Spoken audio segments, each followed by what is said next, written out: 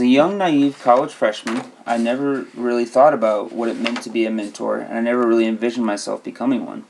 When I heard the word mentor, I pictured somebody old, wise, and possessing a wealth of knowledge about a particular topic, like Yoda, and as misconstrued as this may be, it's just what I thought. Furthermore, I did not have a good understanding of the mentor-mentee relationship, and I always viewed it as kind of one-sided and strictly beneficial to the mentee. The BEPCO Learning Center and the Office of Academic Mentoring introduced me to the world of peer mentoring, which opened my eyes to the effect that mentoring has on the mentor as well.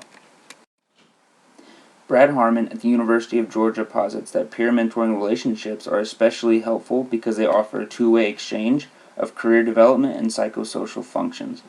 Now I've learned more from my mentees during this process than I ever thought possible. My mentoring experience has positively influenced me in just so many ways, and I'm going to share a couple of those with you today. Coming into college, I really had no idea what I wanted to do. I figured I would major in business and probably work a stable, probably boring job the rest of my life because that's what my dad did. Well, I took my first business class and absolutely hated it. It just wasn't for me. I felt like I needed to do more, like I needed to make a lasting impact on people's lives. That's when I decided to switch my major to biology and try to go to medical school. I had always had an interest in science and medicine, but I never really pursued it.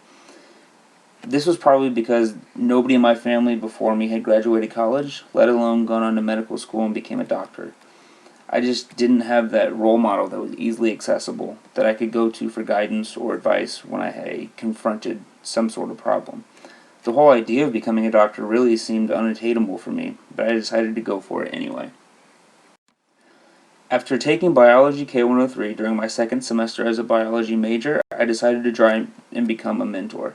The role models I was lacking in my family, I found in Haley and Christina, who were my mentors. I noticed that they were in a position to really influence real change in their students, and the passion they had for it really just got me hooked. Going into the interview was extremely stressful, and I was very, very nervous. I had this overwhelming feeling of not being prepared for a position like this, or not being equipped to take on this sort of challenge. Landon Brothers, who is in charge of tutoring in the BRC, is the one who interviewed me that day, actually.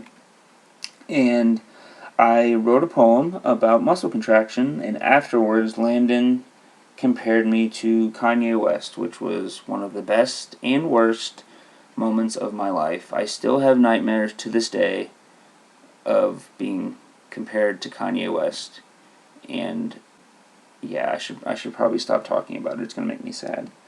But anyway, I got the job, and this roller coaster of emotions was just a sign of things to come during my mentoring process. As I was thinking back to my first semester as a mentor, there were two students that still stick out to me. The lessons I learned from them are things I still use today, even outside of the mentoring environment. One student was an honors student with plans of going to medical school, and the other was a first-generation student who was still having trouble adjusting to college. Each of them had approached me for extra help and tips on how to succeed in the class. What was interesting, though, is that the honors student considered anything less than an A to be failing, and the other student considered the class a success as long as they literally passed with a D-. The part that I struggled with the most was trying not to impose my standards on the student that just wanted a D-. I thought it was crazy that someone didn't want to do better in the class. Now, I asked a few of the more experienced mentors that I worked with for advice, and they all said the same thing. Struggling and success are all relative. The honors student may have family members that are doctors or engineers, and they were raised to expect nothing but the best. On the other hand, the first-generation student doesn't have that type of role model in their family to look up to, so it's their job to be that person for the rest of their family. Now, I can relate to that a little bit because I'm going to be the first one that's going to graduate college in my family, and it is a little bit of added pressure. And some students just need to get through it any way they can and get the degree. The point is, it's all relative. You will not always know what motivates people or what extraneous circumstances may be present that are helping them set their expectations. As a mentor, it is my job to help them improve and reach whatever goal they set, regardless of those extraneous circumstances. During my first semester, I started to realize that the lessons I learned while mentoring can be extremely useful when dealing with people in everyday life. Another one of these lessons came to me during my third semester as a mentor. Now, in this class, I had an unusually high number of older, non-traditional students. Now, naturally, I'm very respectful of people that are older than me, and I have a hard time telling them what to do. It's really just how I was raised. Now, this proved to be a problem during the first couple of sessions of the semester. Nothing incredibly horrible happened, but I could tell they didn't really respect me. I was too passive, and they noticed this. They were also not big fans of quote-unquote games, which is what they called every collaborative activity that I came up with. After probably 3 or 4 sessions of this, it felt like I was losing the class. I decided to break up the group of older students and make them work with students that were much younger than them. I thought if they were immersed more in the collaborative environment with people that didn't find the activities pointless, they would see the benefits, and actually that's exactly what happened. They started participating in activities and having a better attitude, which made the whole session more enjoyable. From this experience, I learned a couple things. First, I learned how to make tough decisions. It wasn't easy for me to break up a group of older students and tell them where to go. Secondly, and perhaps more importantly, I learned the importance of confidence and the role it plays in leadership. In this case, it was confidence in my decision making. Now, even if that decision I made would have led to an undesirable outcome, simply making a decision is a step in the right direction. Now, confidence is very tricky, though. There's a fine line between confidence and cockiness or being disrespectful. In this instance, I think they realized I really did just want to see them succeed in the class, so they were open to the change. It's crazy how people you never thought you would meet can have such a big impact on your life. The BEPCO Learning Center is full of these people.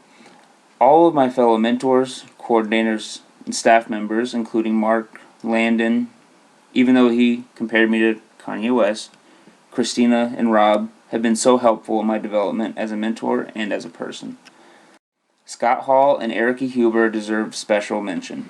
Scott was my coordinator during my first semester and as a mentor, and he made me feel so comfortable, and I'm sure he could probably tell I was freaking out just a little bit.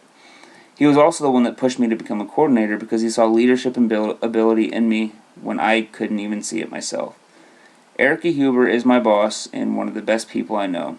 She continually pushes me to become better and to explore the world outside my comfort zone. She has also one of the biggest hearts and will do literally anything to make sure her people are headed in the right direction. In his article, Brad Harmon concludes by saying the mentoring process forces the mentor to comprehend what it means to be an agent of change, and I am eternally grateful that everybody I just mentioned at the BEPCO Learning Center gave me the chance to experience that.